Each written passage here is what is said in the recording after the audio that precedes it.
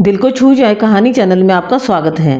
आज की वीडियो में हम सुनेंगे विक्रम बेताल सीरीज की 20वीं कहानी, जिसका शीर्षक है बालक क्यों हंसा। तो चलिए कहानी शुरू करते हैं। इस बार भी पेड़ पर लटके बेताल को राजा विक्रमादित्य उतारते हैं और कंधे पर लाद कर आगे बढ़ते हैं। बेताल हर बार की तरह राजा विक्रमादित्य को फिर से एक कहानी सुनाता है। बेताल कहता है, एक बार की बात है, चित्रकूट नगर में एक चंद्रवलोक नाम का एक राजा राज करता था। उसे शिकार करने का बहुत शौक था। एक बार वो जंगल में शिकार करने निकला।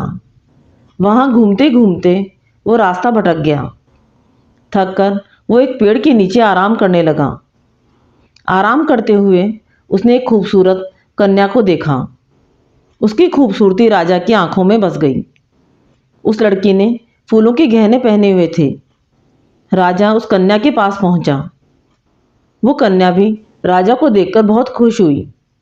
इतने में उस कन्या की सहेली ने राजा से कहा कि यह ऋषि की बेटी है। उसकी सहेली की बात सुनकर राजा खुद ही ऋषि के पास गए। उन्होंने ऋषि को प्रणाम किया।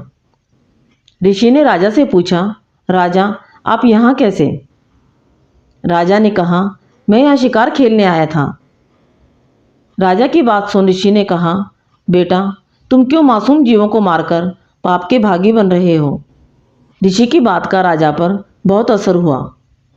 राजा ने कहा, मुझे आपकी बात समझ आ गई है। अब मैं कभी शिकार नहीं करूँगा। राजा की बात सुनकर ऋषि बहुत खुश हुए और बोले, राजा तुम्हें जो मांगना है मांगो।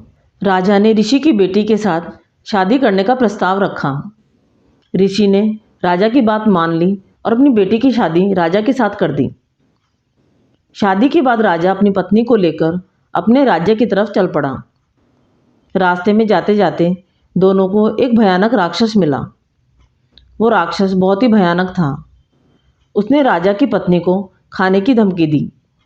राक्षस ने कहा, अगर अपनी रानी को बचाना चाहते हो तो 7 दिन के अंदर एक ऐसे ब्राह्मण के बेटे की बलि दो जो खुद अपनी मर्जी से अपने आप को समर्पित कर दे और उसकी मौत के वक्त उसके माता पिता उसके हाथ पैर पकड़ें।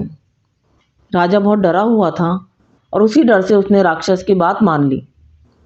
राजा डरते हुए अपने नगर पहुंचा और अपने दीवान को सारी बात बताई। दीवान ने राजा की पूरी बात सुनते हुए राजा को सांत्वना दी और कहा, आप चिंता मत करिए, मैं कुछ उपाय करता हूँ। फिर दीवान ने 7 साल के एक बालक की मूर्ति बनवाई और उसे कीमती गहने और कपड़े पहनाए। उसके बाद दीवान ने उस मूर्ति को गांव-गांव और आसपास के नगरों में घुमवाया। साथ ही उसने यह भी कहलवाया कि अगर किसी ब्राह्मण का 7 साल का बेटा अपने आप को अपनी मर्जी से बलिदान देगा और बलि के वक्त उसके माता पिता हाथ पैर पकड़ेंगे, उसे यह मूर्ति मिलेगी और साथ ही साथ 100 गांव भी मिलेंगे। यह खबर सुनकर एक ब्राह्मण का बेटा राजी हो गया। उसने अपने माता पिता से कहा, आपको बेटे कई मिल जाएंगे। मेरे बलिदान से राजा का भला होगा और आप लोगों की गरीबी भी खत्म हो जाएगी। माता पिता ने काफ़ी मना किया, लेकिन बेटा जिद पर अड़ा रहा और अंत में माता पिता को मनवा लिया। ब्राह्मण माता पिता अपने बेटे को लेकर राजा के पास गए। राजा सभी को लेकर राक्षस के पास गया। राक्षस के कहे अनुसार राजा उस बालक की बलि के लिए तैयार हुआ और बलि के वक्त बालक के माता पिता ने उसके हाथ पकड़े। राजा ने बालक को मारने के लिए जैसे ही तलवार उठाई, बालक जोर से हंस पड़ा। इतने में ही बेताल ने कहानी बीच में ही रोक दी और विक्रमादित्य से हर बार की तरह सवाल पूछा कि बताओ विक्रमादित्य, ब्राह्मण का लड़का क्यों हंसा? राजा ने जवाब देते हुए कहा, ब्राह्मण का बेटा इसलिए हंसा क्योंकि जब भी कोई आदमी डरता है तो वो सबसे पहले अपने माता पिता को बुलाता है।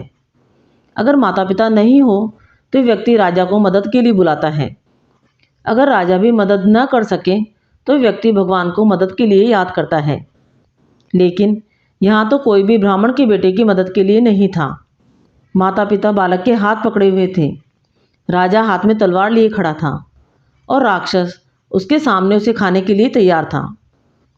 ब्राह्मण का बेटा किसी और की भलाई के लिए खुद का बलिदान दे रहा था और इसी कारण वो हंस पड़ा। इतना सुनकर बेताल खुश हुआ और अपनी शर्त के मुताबिक राजा के बोलते ही बेताल वापस से उड़कर पेड़ पर उल्टा जाकर लटक गया। इस कहानी से हमें ये सीख मिलती है कि मुसीबत के समय चाहे जितने भी लोग आसपास रहें, लेकिन उसका सामना अकेले ही करना होता है। आपको ये कहानी अच्छी लगी तो कहानी को लाइक व शेयर करें।